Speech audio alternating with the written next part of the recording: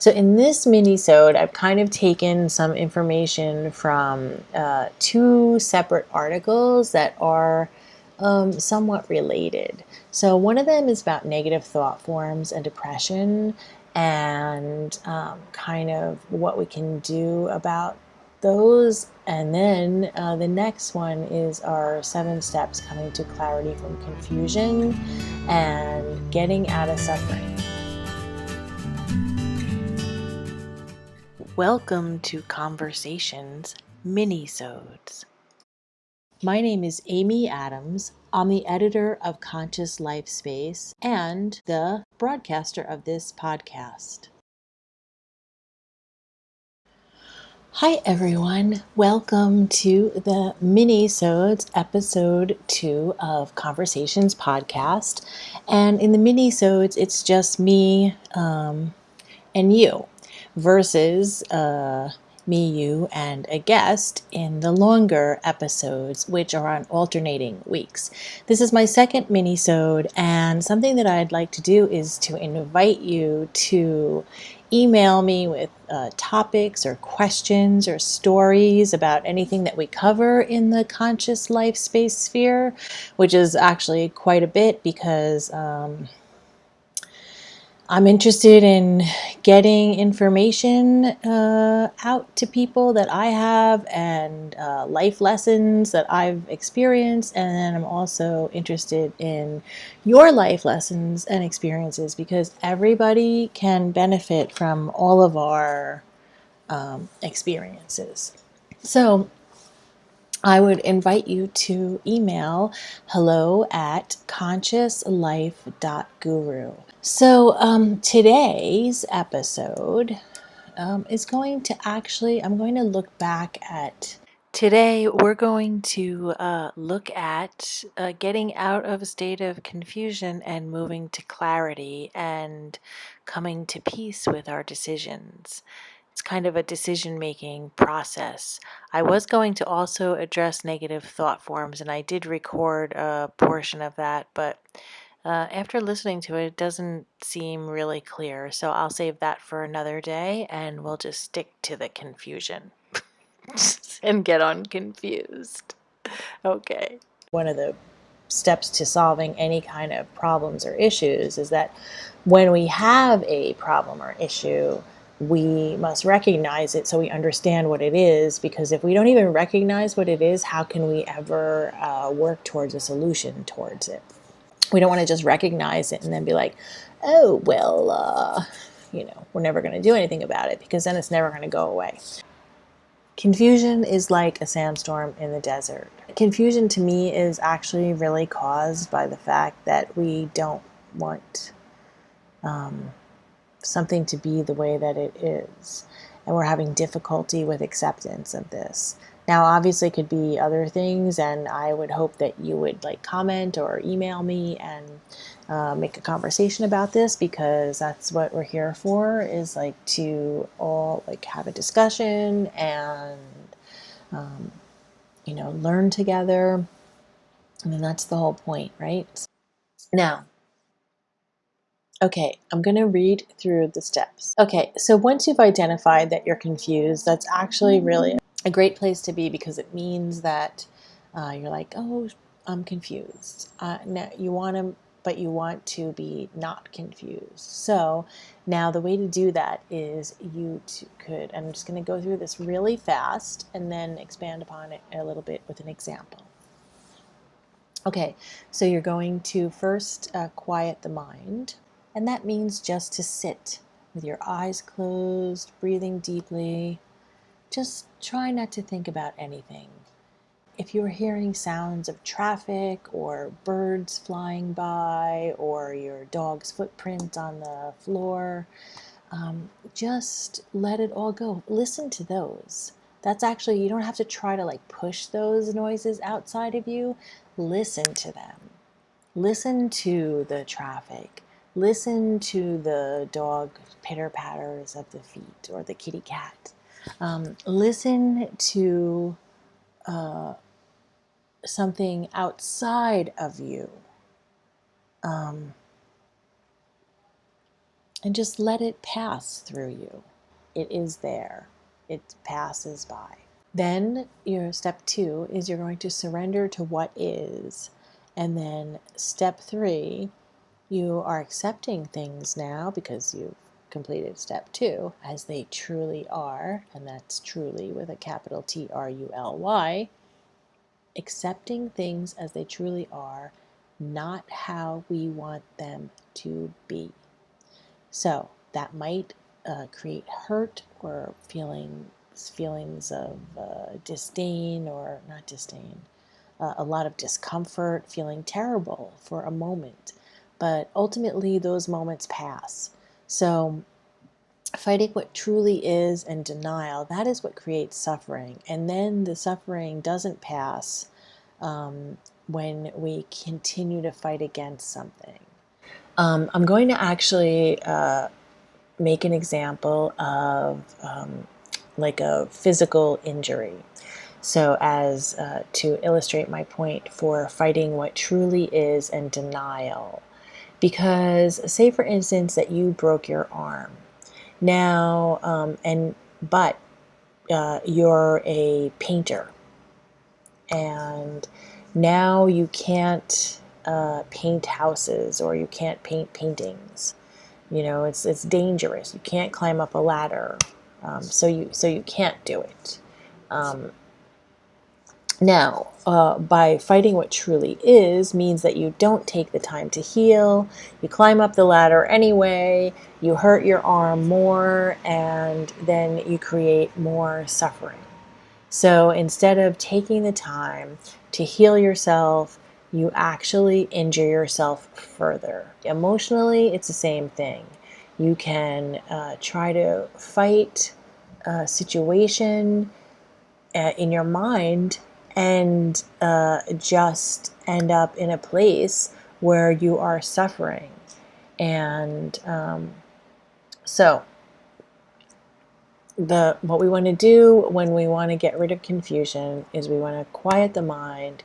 We want to surrender to what is, and we want to accept things as they truly are, not how we want them to be in this very given moment, because we only have this moment right now. It doesn't mean that you're not going to deal with something. It doesn't mean that you're just going to accept things and like lay down and die over it.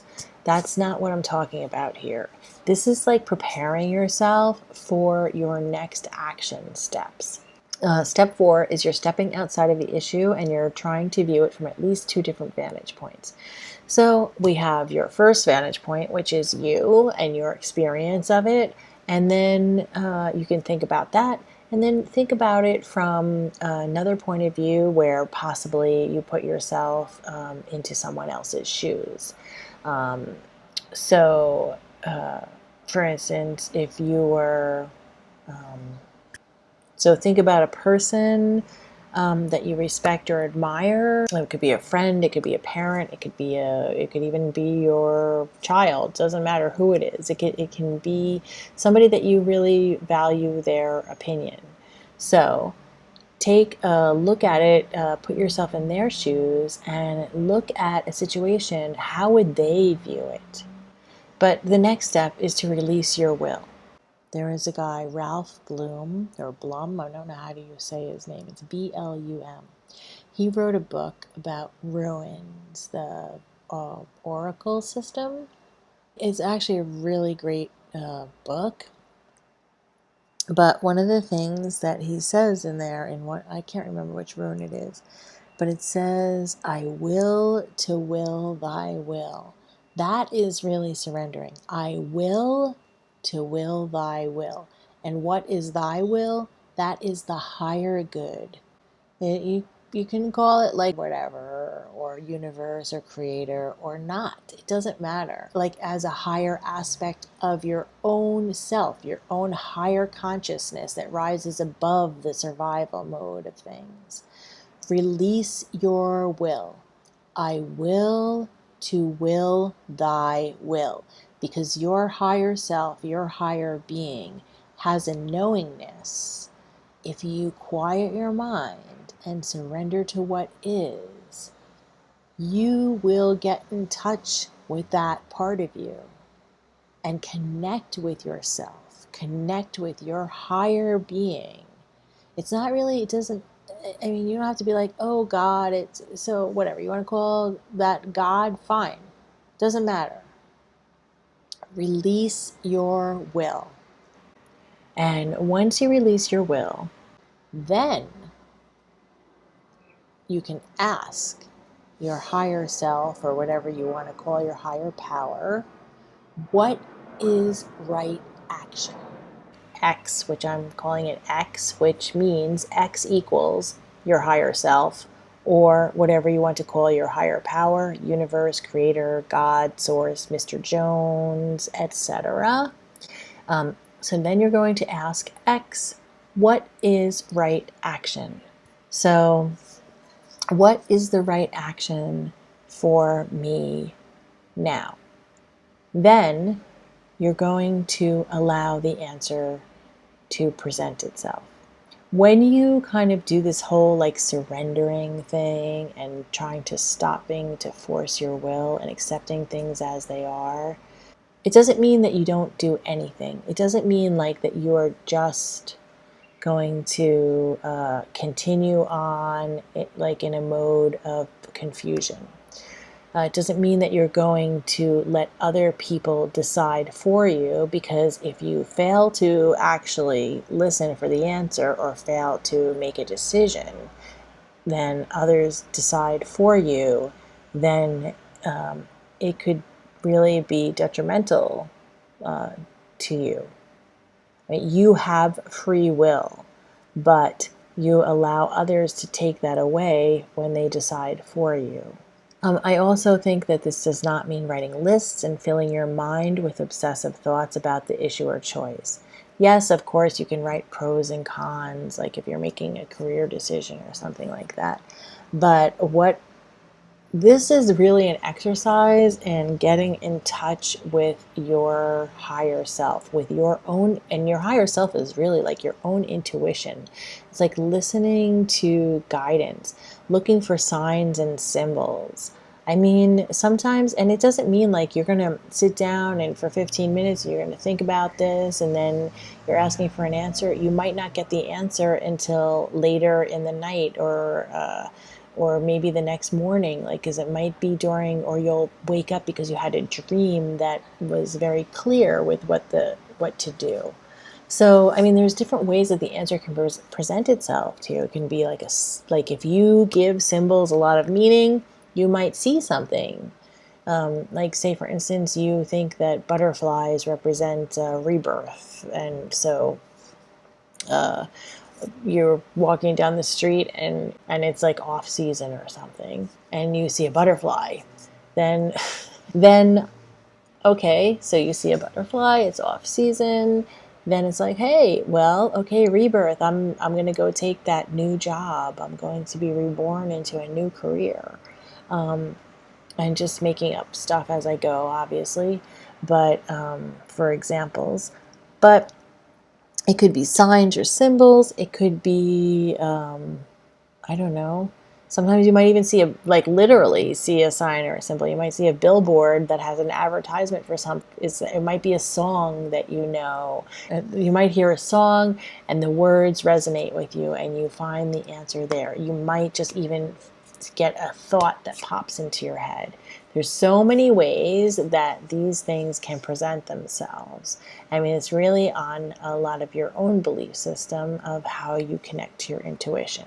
So now I have something else that I want you to think about and to reflect upon.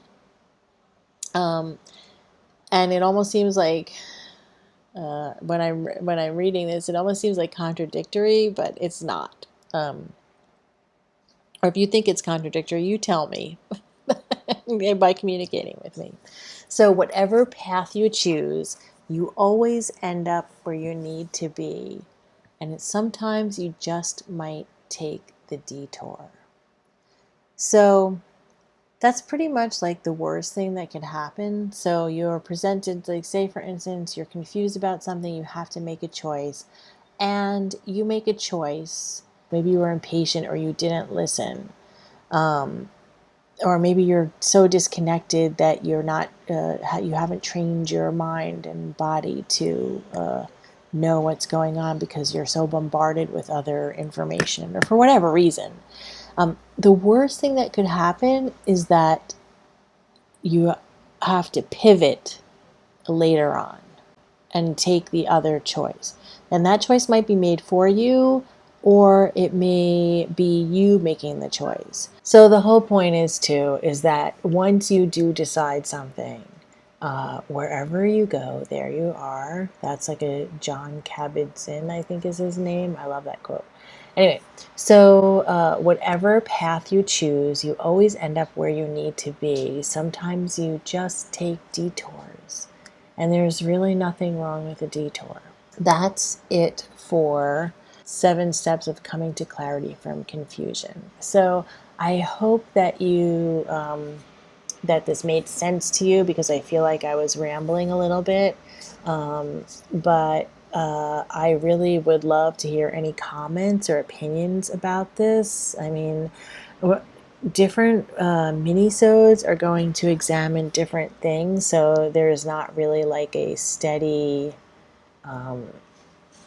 topic. And I'll actually tell you, like, the reason why I chose this topic today is because next week I have an interview that you'll be hearing with Robin Reynolds, and she does a lot of art journaling and as a healing practice and a creative practice, but she also does writes poetry and presents spoken word poetry. Last week we had Tammy Hatherhill, and she talked about working in the prison system and suffering a lot of trauma and being in riots, and her healing journey.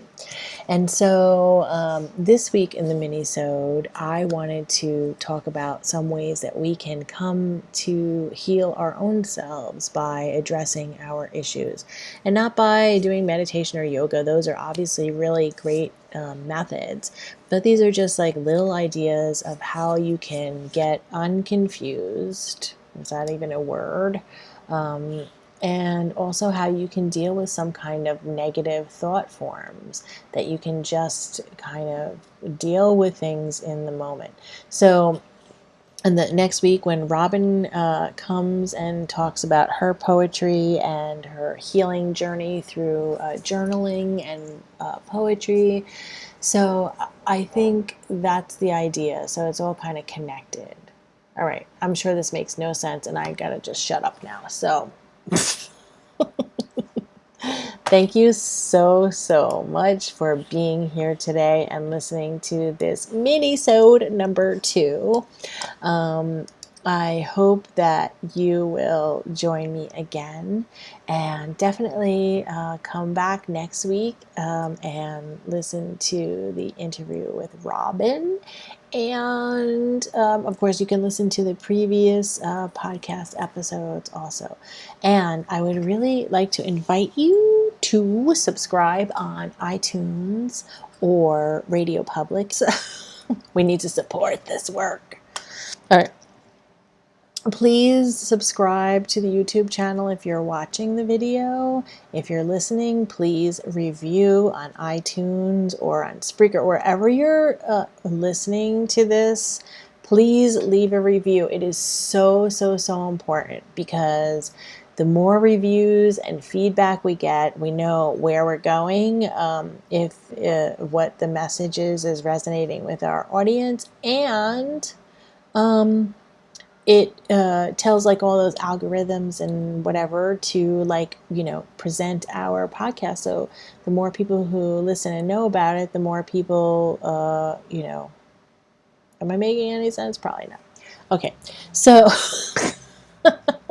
thanks so much, and until next time, take care.